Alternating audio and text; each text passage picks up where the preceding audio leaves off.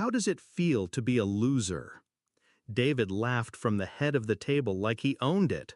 My daughter giggled beside him. Even my wife cracked a grin. Forks paused. Wine glasses hovered mid-air. Everyone laughed, except me. I looked up from my plate, met his eyes, smiled. How does it feel to know that this loser will no longer pay your bills? The moment those words left my mouth, his face drained, colorless, like I'd just pulled the ground out from under him. He blinked, once, twice, then sat very, very still. I met David 5 years ago. He was charming, sharp-dressed, polished like a mirror, but hollow underneath. He had ambition, he said, dreams, but no job, no savings, no real spine. Still, when my daughter brought him home, I gave him a handshake and a chance. He told me he wanted to be part of the family. I believed him. So I opened doors, introduced him to contacts, wrote checks when rent was short, tuition was late, or life was just too unfair. At first it felt good, helping, providing. I'd built my life from scratch, brick by brick, and I thought I was handing him the blueprint. But he never built. He just drained. Then came the whispers. He'd make jokes when I wasn't in the room, called me old school, soft, out of touch. He joked that I'd never really made it, that I just got lucky. Said it with a laugh, like it was harmless. Until I overheard him once. He didn't know I was in the hallway. Didn't know the baby monitor had a two-way feed. He told my daughter, "He's just a wallet with a heartbeat. I play nice, we get paid." She didn't argue. She just said, "Don't rock the boat." That was the crack, the first fracture. And I let it sit, let it spread. But I started watching, quietly. Months passed. I reviewed my accounts, found the transfers. He'd set up auto payments from our shared family trust, meant for my grandkids' future. Thousands.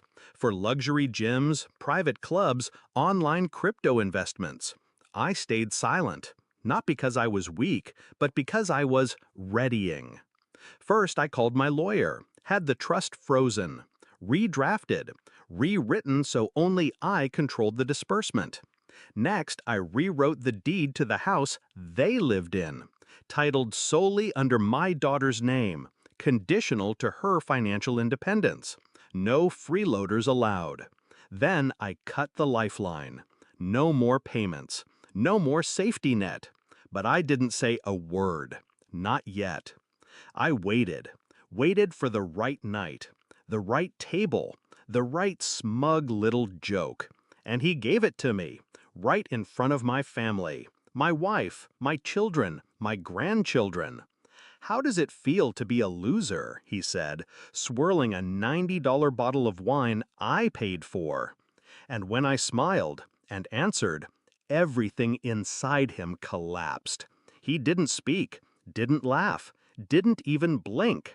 I stood, slowly, pulled a small envelope from my coat pocket, laid it beside his plate.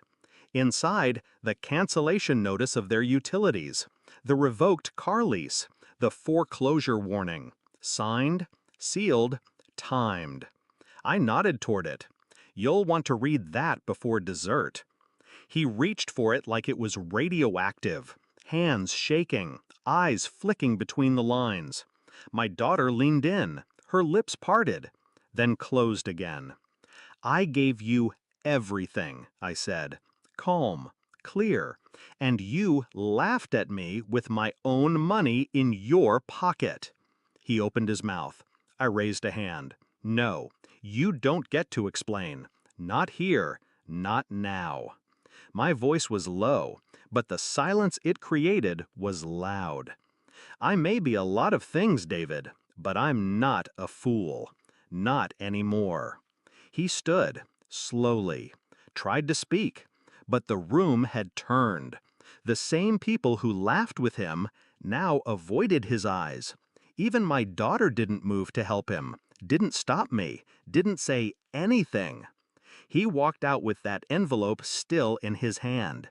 didn't even say goodbye. And when the door closed, I finally took a breath. The kind of breath you take after years underwater. Later that night, my grandson asked me, "Grandpa, are you really a loser?" I chuckled. "No," I said. "I'm the one who taught a lesson." Revenge didn't taste sweet. It tasted quiet, clean, like wiping a table after someone spills wine and calls it art. They say silence is power. I disagree. Control is power. Timing, patience, knowing exactly when to strike, and doing it with precision. He laughed at me once. Now, I doubt he'll laugh at anyone again. Because the thing about losers is, they have nothing to lose and everything to take back.